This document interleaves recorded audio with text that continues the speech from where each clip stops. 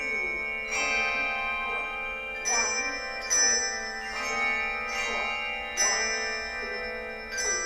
stop.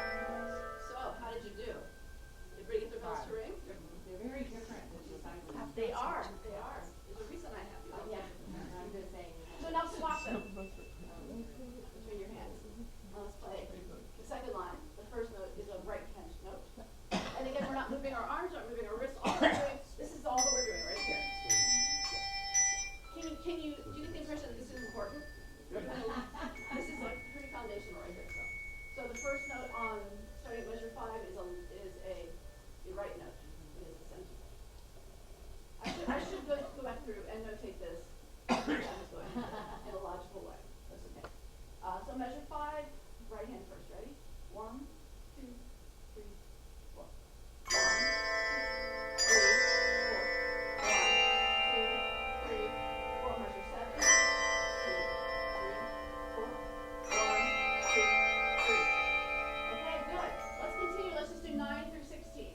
Ready? 2, ready, and. 1, 2, 3,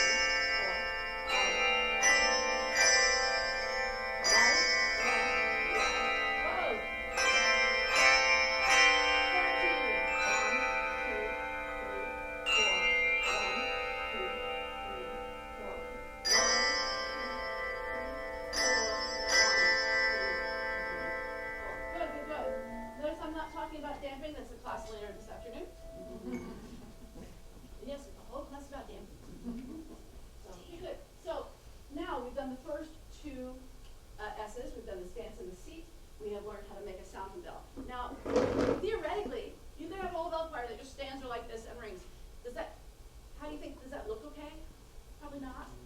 Does it sound okay? Maybe. So one of the reasons we care so much about the bell being vertical at the moment of clapper strike is because of the way that, let me sit down for a second. Is the way the sound comes out. So the bell is not a flat white, it's not a metronome, the sound does not come out of here. The sound comes off the side of the bell. You can put it to yourself if you ring it and do this. It's softer here and it's louder here. So when we're doing this, where's the sound going? Straight out. So the people who are listening to us get the sound. If we play like this, where's the sound going? Down and up the ceiling. Now there may be special circumstances where you want to point the bell in a different place, and that's okay. But the default, just in terms of sound production and ergonomics, is straight up and down. So why don't we just stand like this and play if we can? Again, it's because of the way the sound is projected from the bell. A smaller bell, like this B6, the sound is coming just in this slight layer here. G5 is a little bit of more stuff coming out, a larger pie. And again, this D3, the sound's coming from all of this. So you think that the bass bells would be louder, but they're not. So I want you to close your eyes. Everybody close your eyes. I'm going to do two things, and you see if you can tell me what I just did. So everybody, eyes closed. Keep them closed. Or, and open your eyes. Could you tell the difference between those two sounds? Yeah. The first one, all I did was this. The second one, I did the full thing. So when we move the bell through space, we are now sending sound waves out and filling up the whole room. So I tell my church trainers that, we have a balcony in the back. Get the sound, make the people up there wet with the sound waves, the waves of sound. So that's why that's important. So, but here we are at the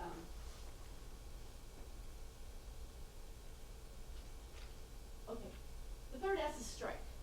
As I mentioned, if you were here early, I thought I had my slideshow with me, and I do not. So I took my PDF and made screenshots and created a slideshow last night before bed.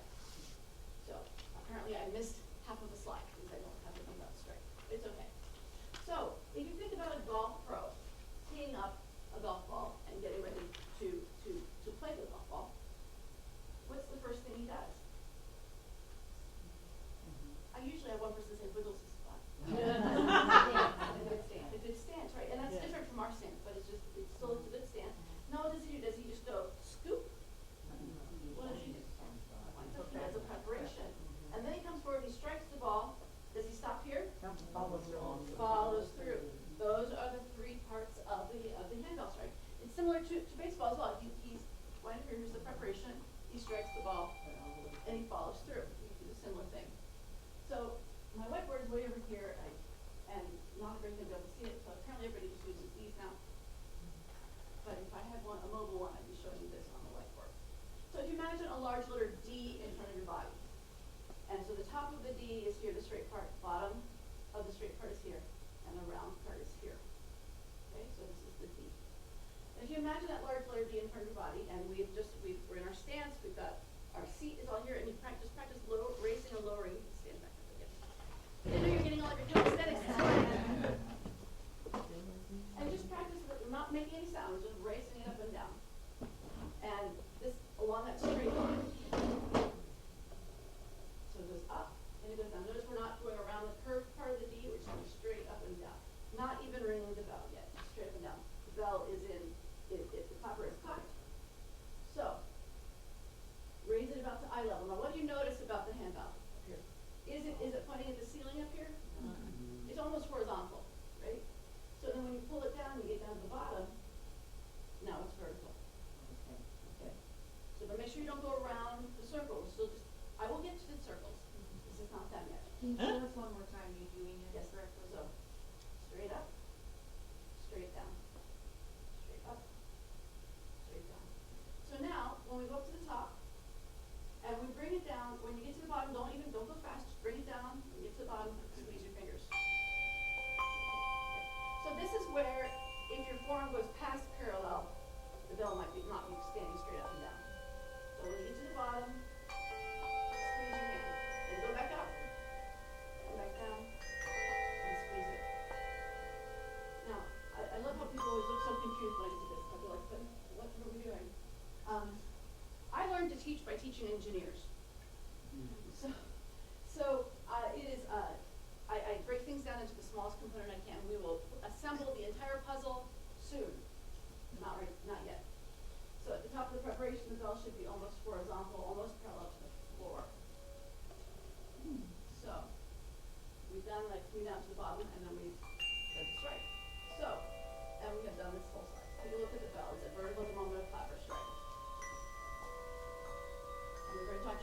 parallel to the floor, or your fingers are not in line with the bones of your forearms parallel to the floor, correct your alignment. Okay, and we talked about sound production. Look at this, I got ahead of my slides.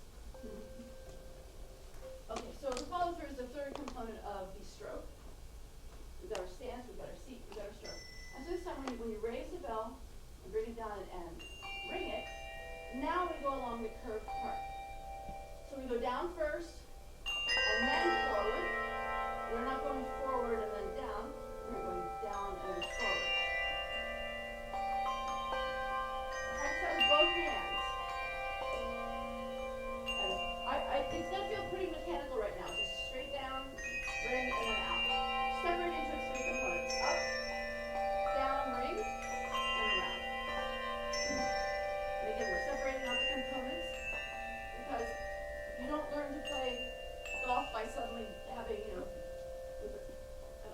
golf. You don't learn to do baseball by hitting home runs. I'm kind of at a loss for metaphor right now. Can you start from the very beginning and do it the correct way? Okay. Well, just keep in mind this isn't As much as you've shown us so far. Okay, so I've got my stance, I have the bell seated on top of my hand, my clapper movement is in line with my forearm. I just go straight up, I go straight down, I ring it, bell is vertical, I go around the outside of the D and put it back up here. Now your follow through becomes your preparation. Okay, so you're ready to go down again, down, ring, and forward and around. Okay, so if the bell does not need to ring again, you can bring it back to your shoulder for damping, or you can use your fingers to damp it. Again, there's another class later about damping, all about damping. But if you let it ring, if you're supposed to let it ring, you keep it up here? It depends on how long you're letting it ring. Okay. Lots of people, when we're ringing longer notes, they like to have the bell continue doing its circles because, again, the sound waves in the room. Okay. Western music likes that variation in sound as it goes, instead of just having a straight tone. So it's like when we sing, we use the vibrato. It's the same thing. Like we interpret it as being warmer sound, which is why sometimes people call this a cold strike. Where I learned to do it, we call it a robot ring because you're shaking it like this. But it's a very different sound, and you can use that to musical effect. Again, that's a later course. Okay, but what about the circles? Here's what we're saying. Why are we just doing this? Why are we not doing circles? So here's where the circles come in. Now that we've learned to make that D shape, we can realize that in real life, in theory, there's a difference between theory and practice. In theory and practice are the same. But in real life, they're not, which is why we practice to make things better. But so now instead of having this D straight up and down with the straight part of the D being carried from the body, it kind of tilts a little. So now when we prepare the bell by going up, now we follow the handle down, straight forward, get to the bottom and ring it, and bring it back around. This is why it was so important to have the bell almost horizontal at the top. You're following the handle down. Does that make sense? It's like you're going to step somebody with the handle, you get to the bottom, you squeeze your fingers. And it's time to round it out. We don't want any hard edges. So the ring is the strike point is down and forward. Try with the other hand as well. And at the end, when the clapper strikes, it is straight up and down. So make sure you're not pointing your clappers. I tell my ringers your clappers are your private parts. Please don't point them at me. Okay. So go. God can see them. Putting them up to the ceiling. That's fine. Okay, now. What if you're much better with one hand than the other one? Everybody is, unless you're really into that. Left-handed people are usually better with both hands, right? Because they have to learn to live in a right-handed world. So the connections across the brain. I am seriously right-handed. You may have noticed I've been using my left hand to teach. Brain science shows that if you're learning a new physical skill, you should learn it in your non-dominant hand, because your dominant hand is paying attention. And so then when you switch it to your dominant hand, it already mostly knows what to do, just needs to fine-tune it. But if you're learning a new skill with your dominant hand, your non-dominant hand's out to lunch, it's not paying any attention. So when you go to switch it to your non-dominant hand, it goes, wait, I wasn't paying attention. And it's harder. So it's more efficient to learn a physical skill in your non-dominant hand versus. The brain is a crazy place. They're doing some amazing things with brain science nowadays. What is even happening? I think my mom used to think, what is even happening in your head? Okay,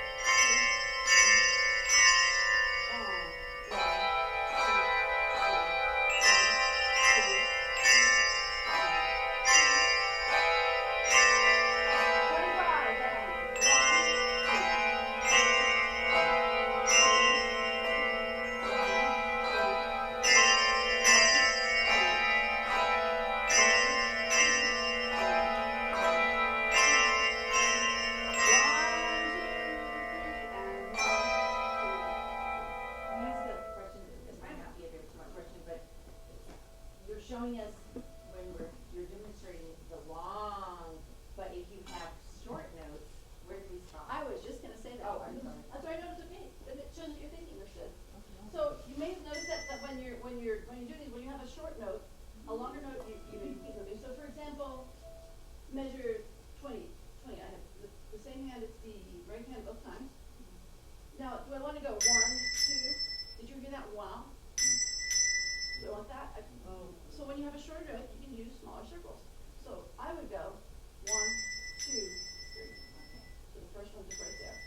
If you have multiple bells in a row, say for example 22, which is off the right hand, you can actually ring more than ones on a single stroke.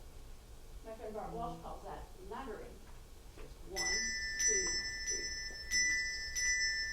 Oh. Dance topics here. So let's go ahead and think about laddering as we ring this piece again. Let's start at measure 20. Sorry. Let's start at the top. 17.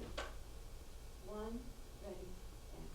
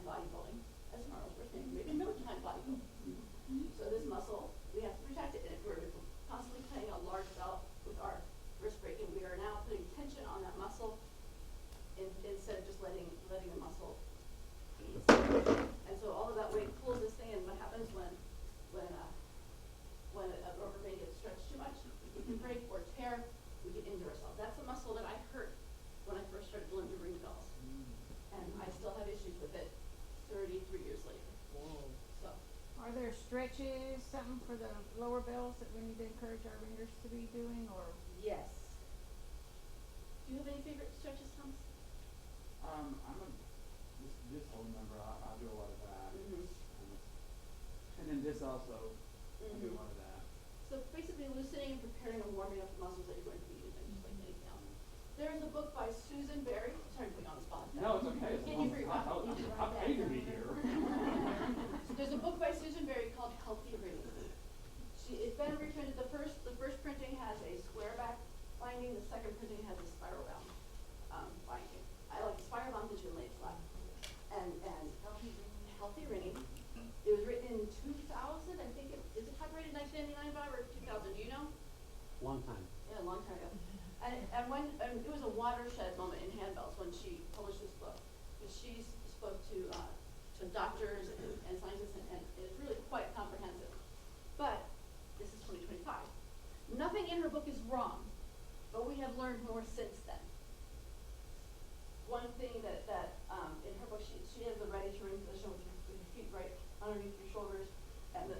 bell's here, whereas my ready to ring position is here. The only difference is that this is a static position and this is a dynamic position. I just don't like to switch between, you know, when I'm gonna play or something. I like to be ready to go at all times. If you tell a kid to do karate, his feet go into the stance. It's like riding a surfboard, it's like riding a skateboard, and you can be what they call goofy with the other foot is in front. So all of that comes together for this. We have still 10 minutes, so I'm entertaining questions right now. Where's my phone? I'm not. Anything on paper that you want more information on? The D thing, the straight part, when do you use it practically never? Only when teaching this class. Okay, that's why I was wondering. It's just a metaphor. Yeah. So Okay. so in this class, you know, we practice raising it for. That's because I don't want people to go this way. So you're training. What it does is it encourages you to go straight down first and then forward instead of forward and down. Yeah. But Bob had one first. Go ahead, Bob. Yeah, so I have a ringer who occasionally will wear a support strap here.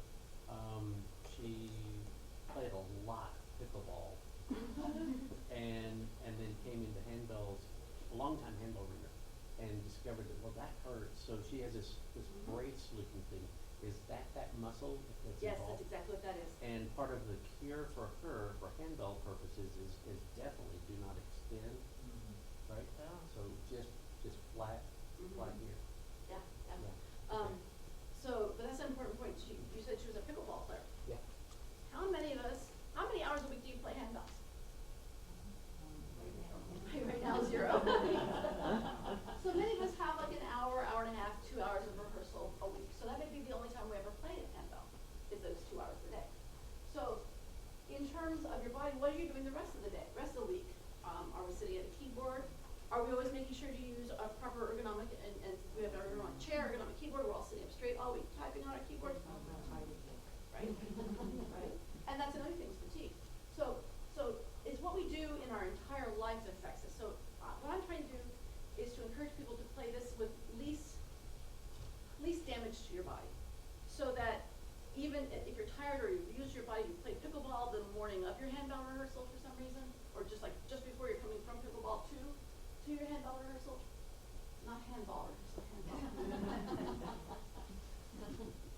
Yeah, there was an email from a publisher sent out a couple weeks ago talking about how they're going to Pinnacle, which was the national seminar this year, and looking forward to seeing all of her handball friends. Spell check, I like to call it auto cow wrecker. Yes. So fatigue plays an important part. Even if you're doing everything right, you can still get hurt if your body is fatigued. So it's important to be refreshed and ready to go and not overuse your body, because the handballs isn't what we do all week. Most of us. I do. Except right now I just moved, so I'm unpacking boxes all week. This was the melting emoji.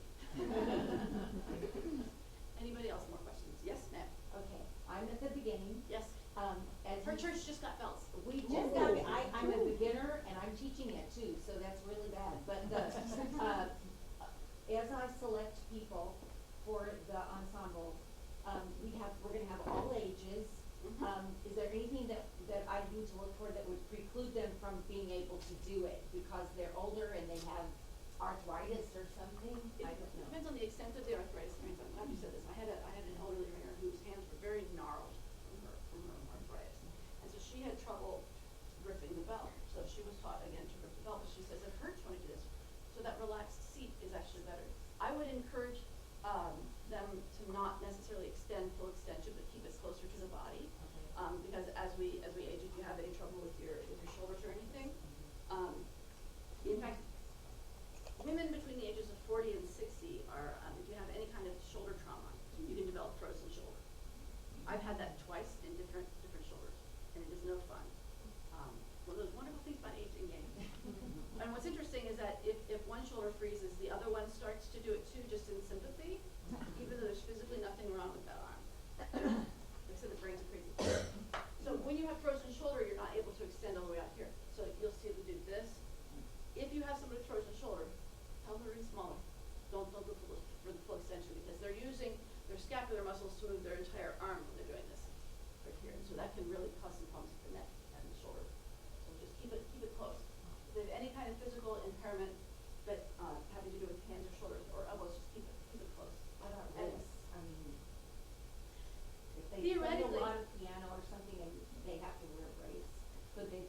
would they be able to do that? Yes, Okay. because we don't use our wrist, Okay, true. so it's just the fingers. That's part of why this is, if you hurt your wrist, this is good. What, you said, one time about keeping your fingertips on the handle. What does Mhm. that mean? What do you mean? That means this. So instead of holding it like this, just letting hands and using the fingertips to move it. But not necessarily like that, but No. just like whatever it falls. Right. Okay, Yeah, so got it. I don't necessarily mean like, you know, the points of your fingers. Ah! Okay. There. That is not mine, that belongs here. I'm here, I realized I didn't have my clicker. So last night, I was in my hotel room and I made my PowerPoints because I, for some reason, don't have them on the cloud, I don't know why. And I set out all my things, I'm really glad. So I set a 6:00 a.m. alarm so I could meet Beth in the lobby so we could come over here. I woke up at 2:14, went back to sleep. Woke up at 4:05, went back to sleep. Woke up again at 6:50. No sound, no vibration, it just said, alarm, I'm like, what? I think I set a new personal record, I was in the lobby at 6:57. I'm really glad I set everything out the night before, but so if I seem a little bit discombobulated sometimes, that might be it, I'm still waking up. So we were talking about what was the last question we just had? Fingertips. Fingertips, yes. So I'm a flutist as well, and so when I was taught to play flute, you know, keep your fingertips on the hole. Yeah. We don't necessarily need to do that. We can just the pads, whatever. Again, this is a smaller bell, so it's, my fingertips. That would be really awkward to have to do Yeah. this. So it's just the weight of the fingers holding it down. With a larger bell, it's closer to the tips. The big bell, it's almost exactly the fingertips. They're not Oh, quite, yeah. they're not pointed straight down, which is a problem if you have nails as well. So, and I talked about one time I did this workshop and someone says, okay, try that with an E3. I'm like, okay, bring it up. So I had to bring it up, and again, we have enough room for the ping pong ball. And now notice my weight is on my back foot because I've got this weight out here in front. If I didn't have that, I'd be pulled forward. So even with just with this, only using my fingers. Okay. So that is it sorry, go. No, go ahead. No, I didn't raise my hand, you go for it. Oh, well, mine's not so much about the technique and the hand holding. We've had bells for, a year, and prior to that, we were 10 years on just chimes, and so it's very different. But we're curious about the care of the instrument itself, and what we should be doing to make sure that there's no education, it's like, here's the new Here's the bells. bells, Yeah, yes. good luck. Yes. An instant to learn, a lifetime to master. Chimes and everything. The chimes are easy to take care of. So those of you who don't know what hand chimes are, this is a hand chime.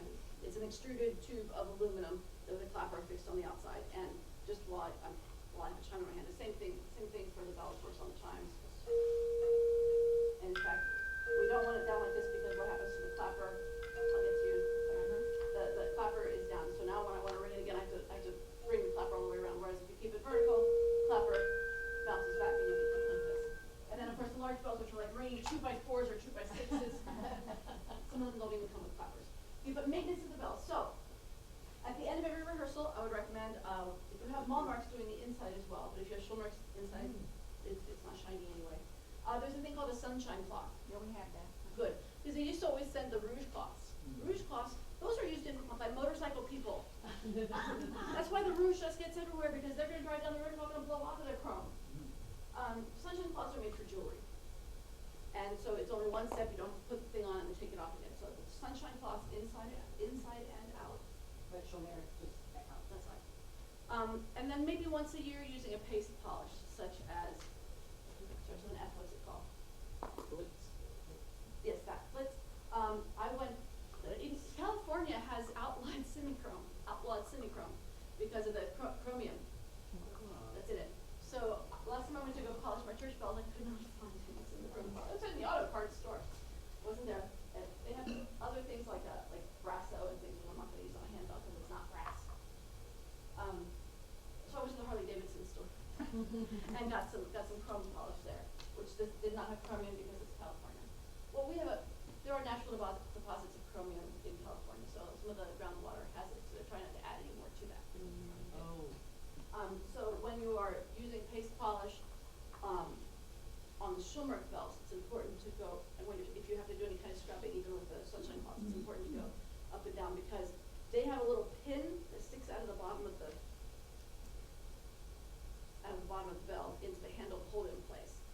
mall marks, if you loosen it, the clapper will spin. I mean, the casting will spin, Yeah. but Schulmeric's no. So if you put any kind of torque on it this way in a Schulmeric, you can break that little pin. Oh. And that's not good. So mall marks you can pretty much just go all over unless you don't want to spin. If it starts to spin, stop because it's too loose. Mall mark bells and Schulmerics both have a little mark inside the casting, which is where their engineers have determined to get the best sound from the bell. And so that's why it's there, clapper strikes there. Now that may change over the life of the bell. If your bells are 20, 30, 40 years old, that thought may change, in which case, if you send it back for refurbishing, they will. Where is it? I'll show you. What was that polish called? Blitz? Oh, I see. Yeah, Flitz, I think. FLITZ. Interesting. Okay. So if you hold it correctly, you should be striking it there. And so once a year with the paste polishing, what I actually do with my bells is I disassemble them completely and I run the casting through the dishwasher. You, Because I own 40 bells, I don't want to spend all day, you know? And part of the reason I use the and then I paste polish them. Part of the reason I do that is because if the bells are not clean, if you take your car and you're running it through mud and there's dirt and rocks on your car everywhere, and then you wax it. wow. Just sealing it yourself. Yeah, you're rubbing all that abrasive material into the paint. So I like to wash the bells first, even if I do it by hand with my vision program like this assembly line in the church kitchen. So get all the dirt and stuff off first, and then paste polish it. But you don't have to disassemble them if you just want a quick polish. You can just polish the outside and be done with it. But it's important to get all of the polish off. You need actually less polish than you think you do. I have seen bells where they didn't get all the polish off, and now it's got all these green gunk all over it and everything. It's really, really gross, and it could damage the metal if it's left on for too long. Well, how do you clean it? With soap and water or something? I disassemble it first. It's very important. Okay. Disassemble the whole thing? You know, write that down, but people, Beginners should not beginners be should not be doing doing that. We're not beginners. Very important. Very important. Disassembling is one thing, reassembling it correctly Yes, is a exactly. totally different thing. Absolutely. Now, and that's another important distinction between the Schulmerics and the Malmarks. The Schulmerics, I said, have that index pin, so you can only put the handle back on one way, Oh. or the clapper back in one way. So if you've got it adjusted to ring that way instead of ringing this way, and you take it apart and you didn't mark which way is front on the clapper, if you turn it in backwards, now it's gonna ring better this way than that way. That's not good. No. So that's an important consideration. So you should do that once a year? I do because my bells get used a lot, but in my personal set as well as my church set gets used a lot. So once a year, maybe usually at the end of the year, but sometimes I like to do it before Christmas so they're all shiny for Christmas. We just have a meeting in the kitchen, the church kitchen. I stand there and I wash the bells. I hand them off to the person next to me who rinses them. The next person brings the next bell line and blah blah blah. So the assembly line. So I have somebody who's disassembling them first. They're all in chromatic order, and the people stay in order when they bring the bells. You don't let them get mixed up because bad things happen if you put the wrong casting on the wrong handle. And the setting of the clapper? Okay. I'm sorry, are these questions no, are it's okay. supposed to be later? No, it's okay. We do have an Ask Me Anything session later. The Schulmeric clappers, some come in quick adjust or selective strike. Quick adjust is what the Malmarks do. So it goes, they have detents in it, so it goes click, click, click, click, click in different settings. Schulmerics, if they have quick adjust, have that as well. But if they have selective strike, then you loosen the screw and you find where you want it, and then you screw it down, and it doesn't change without a screwdriver. So But the general setting, could we all just, you know? it depends on the hall. It depends on the bells. It really depends on what sound you want. Right. How it sounds. And it's important to set those in the performance space and not the rehearsal space. It's 9:02, so I think we're finished. Again, if you have any more questions, we have the Ask Me Anything session at the end of the day. Thank you so much for everything.